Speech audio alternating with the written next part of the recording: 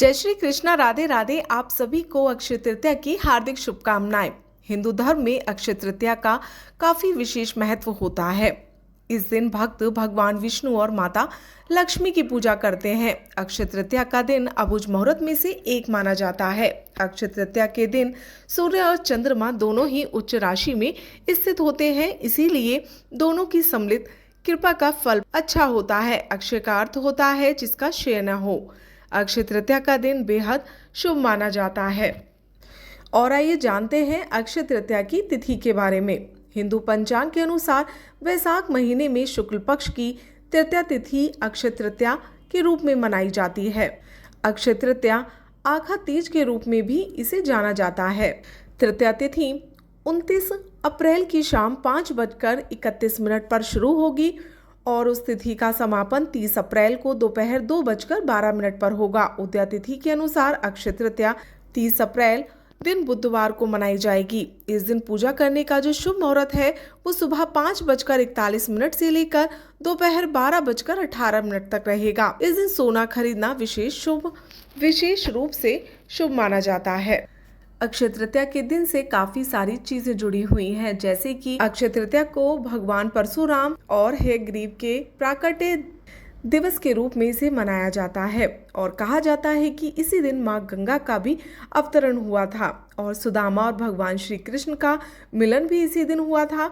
और आज ही के दिन वृंदावन के बांके बिहारी मंदिर में बांके बिहारी जी के चरणों के दर्शन भी सिर्फ आज ही के दिन किए जाते हैं। और भविष्य पुराण के अनुसार सतयुग और त्रेता युग का आरंभ भी इसी तिथि को हुआ था और इसी दिन भगवान नर नारायण सहित परशुराम और हयग्रीव का अवतार हुआ था।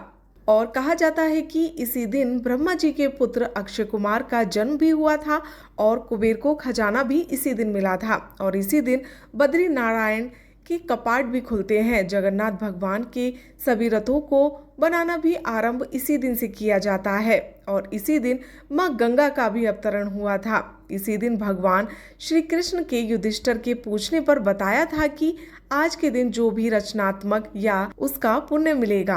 द्वापर युग का समापन भी इसी दिन हुआ था। अक्षय तृतीया के दिन से ही वेद व्यास और भगवान गणेश ने महाभारत के ग्रंथ लिखना शुरू किया और शंकराचार्य ने कनकधारा स्रोत की रचना की और इसी दिन महाभारत की लड़ाई भी खत्म हुई थी।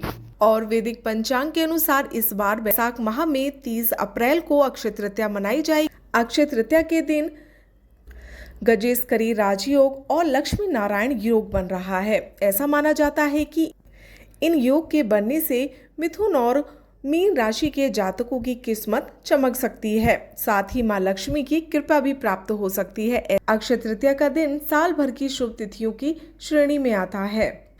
इस दिन जो भी शुभ कार्य, पूजा पाठ या दान पुण्य किया जाता है वो सब अक्षय हो जाता है। शुभ कार्य या दान पुण्य के अलावा आज के दिन पितरों के निर्मित तर्पण या पिंडदान करने का भी महत्व है। आज के दिन पितरों के लिए घट दान यानी कि जल से भरे हुए मिट्टी के बर्तन का दान जरूर करना चाहिए। गर्मी के इस मौसम में जल से भरे घट दान से पितरों को शीतलता मिलती है और आपके ऊपर उनका आशीर्वाद बना रहता है।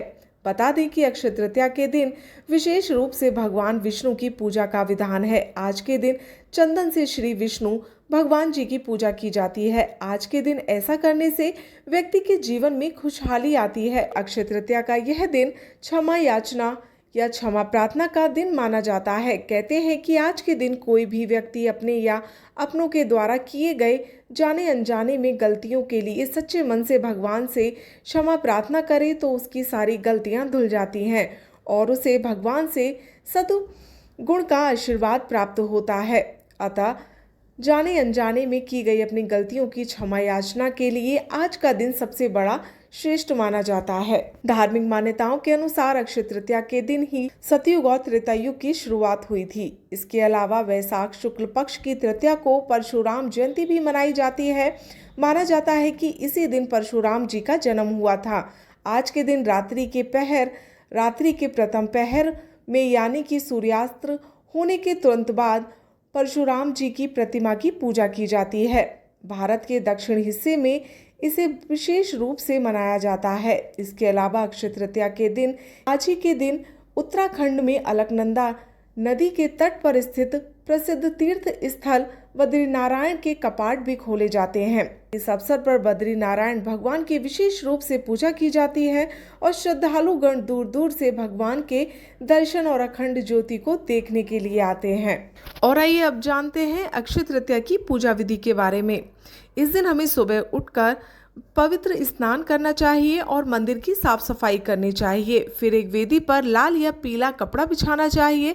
चौकी पर मां लक्ष्मी, भगवान विष्णु, गणेश जी और कुबेर जी की प्रतिमा स्थापित करनी चाहिए। प्रतिमा को गंगा जल से स्नान कराना चाहिए। कुमकुम व चंदन का तिलक लगाना चाहिए। फूलों की माला अर्पित करनी चाहिए।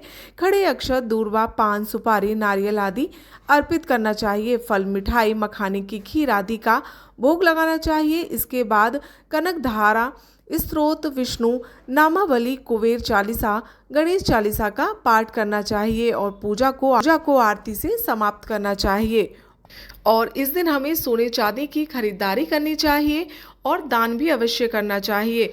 किसी मंदिर में या किसी जरूरतमंद को हमें दान करना चाहिए और इस तरह से हमें अक्षय तृतीया का पर्व मनाना चाहिए। तो ये है अक्षय तृतीया से जुड़ी कुछ जानकारी। आशा करती हूँ कि आपको ये जानकारी अच्छी लगी होगी। हरे कृष्णा।